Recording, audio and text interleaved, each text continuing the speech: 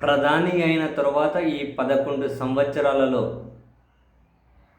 RSS ప్రధాన కార్యాలయానికి నరేంద్ర మోదీ గారు మొదటిసారి వెళ్ళి వచ్చిన తర్వాత తాజాగా నిన్న దేశంలో ఇది చాలా పెద్ద చర్చకు కారణమైంది.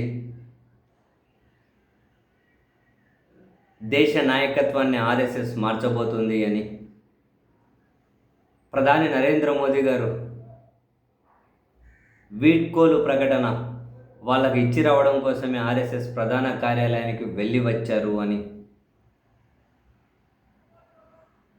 ఈ సెప్టెంబర్లో నరేంద్ర మోదీ గారు 75 సంవత్సరాలు పూర్తి చేసుకుని 76వ సంవత్సరంలోకి అడుగు పెడతారు. కాబట్టి 75 సంవత్సరాలకు నాయకత్వం నుంచి తప్పుకోవాలి అనే ఒక అప్రకటిత విధానం బీజేపీలోనూ ఆర్ఎస్ఎస్లోనూ ఉంది. దాన్ని మార్చే ఉద్దేశం వాళ్ళకు లేదు. కాబట్టి ప్రధాని గారు తప్పుకోబోతూ ఉన్నారు. ఆ ప్రధాని పీఠం మీదకు అమిత్ షా గారు వస్తారు అని చెప్పి కొందరు అంటూ ఉన్నారు. ఎవరు వస్తారో తర్వాత సంగతి, కానీ మొత్తం మీద అయితే నరేంద్ర మోదీ గారు ఈ సెప్టెంబర్ వరకే ప్రధాని, తర్వాత ఆయన దిగిపోబోతున్నారు అని దేశవ్యాప్తంగా చర్చ జరుగుతోంది. ఈ చర్చను శివసేన కూడా మొదట మొదలెట్టింది. సంజయ్ రౌత్ ప్రధాని నరేంద్ర మోదీ గారు ఈ సెప్టెంబర్ వరకే ప్రధానిగా ఉండబోతూ ఉన్నారు. ఆర్ఎస్ఎస్ వర్గాలు కూడా ఈ విషయాన్ని జూడీ చేస్తూ ఉన్నాయి. సో ఆ తర్వాత దేశానికి కొత్త నాయకత్వం, కొత్త ప్రధాని రాబోతున్నారు అని ఆయన వ్యాఖ్యలు చేయడం, ఇంతకుముందే ప్రధానిగా మోడీ గారు దిగిపోయిన తర్వాత 75 సంవత్సరాలు పూర్తి అయిన తర్వాత అమిత్ షా గారు దేశ ప్రధాని కాబోతూ ఉన్నారు. దానికి సంబంధించి గ్రౌండ్ వర్క్ అంతా జరుగుతూ ఉంది అని కేజ్రీవాల్ గారు కూడా కామెంట్ చేస్తూ ఉండడం, చాలామంది దీని మీద స్పందిస్తూ ఉండేసరికి ఈ ప్రధాని మార్పు అనేది పెద్ద ఎత్తున వార్తల్లోకి వచ్చింది. నిజమా అబద్ధమా అన్న విషయం తెలియదు.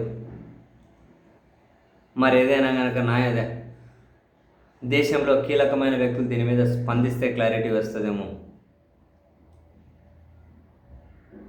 బట్ మహారాష్ట్ర ముఖ్యమంత్రి ఫడ్నవీస్ గారు మాత్రం ఏదో వాళ్ళ సంబంధం లేకుండా ఏదన్నా కనుక మతానికి ముడిపెట్టే వ్యాఖ్యలు చేస్తారు. కాబట్టి ఈ చర్చ మొఘలుల మనస్తత్వాన్ని, ఔరంగజేబ్ మనస్తత్వాన్ని సూచిస్తుంది అని, భవిష్యత్తులో బతకండియా, మీ బతుకులంతా గతంలోనే బతుకుతూ పోతూ ఉంటారా? ఔరంగజేబులు మొఘలుల మనస్తత్వాన్ని ఈ చర్చ ప్రస్ఫుటం చేస్తుంది. ఈ చర్చలో పాల్గొంటున్న వాళ్ళందరూ కనుక అటువంటి మనస్తత్వం ఉన్న వాళ్ళే. ఇప్పుడు కాదు, వచ్చేసారి కూడా మోడీ గారి నాయకత్వం వచ్చేసరికి 80 ఏళ్ళు అవుతాయి. ఇంకా తర్వాత 85 ఏళ్ళకు కూడా ఆయన నాయకుడట అని చెప్పి ఆయన సంబంధం లేకుండా ఏవో ఫడ్నవీస్ గారు అయితే వీటిని ఖండించే ప్రయత్నం చేశారు.